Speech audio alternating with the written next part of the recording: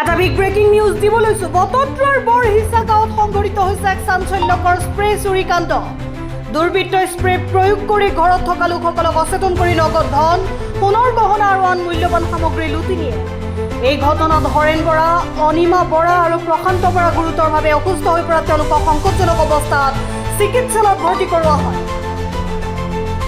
আনহাতে উদ্ধাৰ হোৱা মহিলাগৰাকী কুলংগ অৱস্থাত স্থানীয় ৰাইজে উদ্ধাৰ কৰাৰ পিছত তেওঁৰ সৈতে অপকৰ্ম সংঘটিত হোৱাৰ আশংকা প্ৰকাশ কৰিছে স্থানীয় লোকে। ঘটনাৰ খবৰ বটদ্ৰা আৰক্ষীক দিয়া হয়। আৰক্ষী ঘটনাস্থলীত উপস্থিত হৈ আৰম্ভ কৰিছে তদন্ত। উল্লেখ্য যে বটদ্ৰা আৰক্ষী থানাৰ কাষতে বিগত এটা পষেকৰ ভিতৰত কেইবাটাও চুৰিকাণ্ডৰ ঘটনা সংঘটিত হোৱাত অঞ্চলটোত আইন শৃংখলা আৰু জনসুৰক্ষালৈ উদ্বেগ বৃদ্ধি পাইছে। Bureau report SN India 24। শুই আছে নেকি? থানাৰ পৰা 500 মিটাৰ দূৰ নহয়। থানালৈ খবৰ দিওঁ এতিয়ালৈকে 1-1.5 ঘণ্টা হ'ল, পুলিচ আহি নাপালেহি।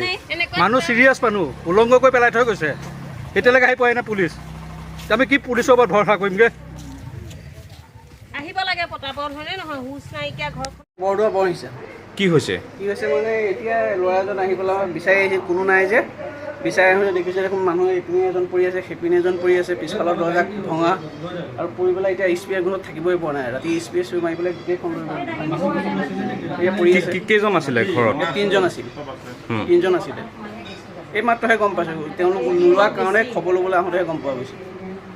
দিনক দিনে বৰদোৱা অঞ্চলত চোৰৰ সংখ্যা বৃদ্ধি পাইছে, তাৰপিছতো আৰক্ষীয়ে কিন্তু কোনো ধৰণৰ ব্যৱস্থা গ্ৰহণ নকৰে। ব্যৱস্থাটো এতিয়ালৈকে নহয়। মাজতে আৰু ঘৰটো দিনতে হৈ আছে, আজিলৈকে একো ব্যৱস্থাই নাই। এসপ্তাহ হৈছে একো ব্যৱস্থাই হোৱা নাই। মানে সেই আজি সিদিনাখন সেই এসপ্তাহ 10 দিনৰ আগত খবৰ নিছে, আজি হ'লে এয়া বৰদোৱাত এনেকুৱা এটা চোৰ উদ্যোগ হৈছে, এই স্প্ৰে চোৰ গোন্ধত সোমাবই পৰা নাই কোনো।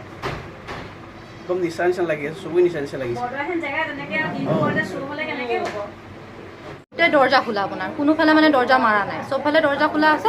আহি দেখিছোঁহি আপোনাৰ মাকো অৱস্থা নাই, কাপোৰ কানি নাই গাত, আপোনাৰ ল'ৰাটো পৰি আছে, বাপেকো এইফালে পৰি আছে। তাৰপিছতে মাতোতে মাকক অকণ পানী চানী ছটিয়াই দিওঁতে মাক আহিলে, বাপেকক পানী ছটিয়াই দিছোঁ। তেতিয়া অলপ সাৰ পাইছে, কৈছে কি হ'ল? মাক বাপেকে কৈছে কি হ'ল মোক? মই বোলো খুৰী একো হোৱা নাই, আপোনালোক উঠকচোন, এই চুৰ হ'ল। তাৰপিছত ল'ৰাজনক যেনে তেনে উঠাই আপোনাৰ মোৰ মানুহজনে মুখ হাত ধুৱাই কৰি দিলে। দিয়াৰ পিছত অকণমান ল'ৰাজনৰ চেতন আহিছে, কিন্তু মাক বাপেকে এতিয়ালৈ বৰ্তমানলৈ চেতন অহাই নাই। মহিলাগৰাকী কেনে অৱস্থাত আপুনি পাইছেহি? মানে গাত কাপোৰ কানি একো নাই, আপোনাৰ উলংগ অৱস্থাতে পোৱা বুলিবই পাৰি। মানে আপোনাৰ চোৰে সকলো লুটি লৈ গ'ল, কেনেকুৱা সন্দেহ হৈছে আপোনাৰ? কাপোৰ কানি দেখিছোঁ চেডেলি হৈ পৰি আছে। সেইটোৱে সন্দেহ হৈছে আপোনাৰ। একো নাই। মানে মানুহগৰাকীয়ে কৈছে মোৰ চেইনডাল কি হ'ল, মোৰ ফুলিযোৰ কি হ'ল? মইতো ফুলি পিন্ধি আছিলোঁ, চেইন পিন্ধি আছিলোঁ, এতিয়া একোৱেই নাই আপোনাৰ। কিবা অপকৰ্ম কৰাৰ সন্দেহ অকণমান সেনেকুৱা যেনো অনুভৱ হৈছে, জানো কৰি থৈ গৈছে, সেনেকুৱা যেনো অলপ সন্দেহ হৈছে মানে মোৰ। মই যিটো অৱস্থাত মানে প্ৰত্যক্ষ কৰিছিলোঁ। পুলিচ থানাৰ পৰা 1 কিলোমিটাৰ দূৰ হৈছে, এতিয়ালৈকে অহা নাই তেখেতসকল। 10 আহি ঢিংগাঁৱৰ পৰা পাই গৈছেহি। এইটো এতিয়া যদি কিবা এটা হয় মানুহৰ ঘৰৰ কি হ'ব কওকচোন? এতিয়া কোনোৱেই নাই, ঘৰ গোটেই উদং হৈ আছে। কি নিলে চোৰে? আমিতো দেখাত গোটেই মানুহ চব জেগাই পৰি আছে, বিচনাই চব গড্ৰেজ খোলা গোটেইখিনিয়ে নিছে। চোৰে স্প্ৰে মাৰিছে আৰু গোন্ধ ৰুমখিনিত থাকিব নোৱাৰি। আৰু মহিলাগৰাকী কেনে অৱস্থাত উদ্ধাৰ হৈছে? তেওঁতোতো মই পিছতহে আহিছোঁ, মই ইমান নাযাওঁ।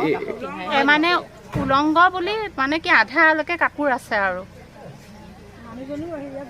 এতিয়া তেওঁলোকৰ অৱস্থা বেয়া নেকি? চেঞ্চলেছ হৈ আছে, গমেই নাপায় একো। ঘৰখনত কেইজন সদস্য আছিলে? 3জনে পৰি আছে আৰু ৰুমবিলাক বহুত গোন্ধ। পুলিচ এতিয়ালৈকে অহা নাই? নাই, এতিয়ালৈকে নাই। খবৰ দিয়া কিমান সময় হ'ল? হোৱাৰ লগে লগে খবৰ দিছে, 1 ঘণ্টা হৈছে, গম পোৱাৰ লগতে খবৰ দিছে। 1 কিলোমিটাৰ আঁতৰত পুলিচ থানা, এতিয়ালৈকে নাই। দিনক দিনে বৰদোৱাত চোৰৰ উপদ্ৰৱ বৃদ্ধি পাইছে, কি ক'ব? আৰক্ষীৰ ভূমিকাত কেনেকুৱা? বিফল হৈছে। তাৰপিছতে অলপ সময় পিছতে 2:30 এনেকুৱা হ'ব বাজিছে। বজাৰ পিছতে যেনিবা ওচৰৰ আমাৰ বৌ এজনীয়ে ফোন কৰিছে যে ঘৰত এনেকুৱা হৈছে, যে কোনোবাই চুৰ কৰিলে, কিবা দিলে প্ৰয়োজন দি পেলাই মানে বেহুচ ক'ব নোৱাৰে। তাৰপিছত মই লগে লগে তোমাৰ গাড়ী ফোন চোন কৰি পেলাই যেনিবা আহি পেলাই পাইছোঁ, সেইটো অচেতনে হৈ আছে। এতিয়া অলপ ইয়াতেহে আহি পেলাই গম পাইছোঁ মানে যে ৰাতিয়ে হৈছে বুলি। আমি ভাবিছিলোঁ দিনতে হৈছে নেকি, মানে দিনতো তেনেকুৱা ঘটনা হৈ থাকে যে ইয়াত। তাৰপিছত এতিয়া মানে ইয়াত আহিহে গম পাইছোঁ যে ৰাতিয়ে হৈছে বুলি। এতিয়া ভাইটি মানে 2:30 বজাত বস্তু আহিছে, আহোঁতে সিটিকা কৈছে। মায়েতো এতিয়া উল্টা পুল্টাই কৈ আছে। এবাৰ কৈছে মই ভাত খাই শুইছিলোঁ, কৈছে কাণত লাগিছেছোঁ ডিঙিত লাগিছেছোঁ একো নাই কৈছে এবাৰ কৈছে গডৰেজটো খোলাও মই অকণমান গম পাইছোঁ কিয় খুলিছ কৈছোঁ তেনেকৈ বুলি কৈছে মানে এবাৰ কয় মই খুলোহি মানে এতিয়াও মানে চেঞ্চটো ভালকৈ অহা নাই আৰু দেউতাটো একো কোৱাই নাই খালি কৈ আছে মই কষ্ট পাই আছোঁ মাকখিনি কৈ আছে বা এতিয়া খালি কৈছে যে মই সেইখিনিলৈকে গম পাওঁ যে মই 10টা 11 মই ভাতকেইটা খাই শুলোঁ সি টমটম চলাই গাড়ীখন আনকি তলা মাৰিব সি থাকি গ'ল মানে ভাবিছিলে বস্তু নিয়াতো গহনা নিছে সোণৰ মানে মাছ ফুলি আছিলে দুযোৰ মানে ডিঙি গহনা আছিলে আৰু পইচাও আছিলে পইচা এতিয়া কিমান নিছে কি কথা মই গম পোৱা নাই কিন্তু মইতো বিয়া দিয়া চলি মই লংকাতে থাকোঁ অলপ দিনৰ পৰা হৈ আছে নেকি অলপ দিনৰ পৰা তাততো হৈয়ে আছে মানে আজি এসপ্তাহমানৰ আগতো ঘৰৰ সন্মুখতে এঘৰ মানুহ হৈছে বুলি শুনিছোঁ মায়ে ফোন কৰি কৈছে ঘৰৰ মা দেউতা ভাইটি ভাইটি তিনিজনৰ তিনিজন হ'ব থেংক ইউ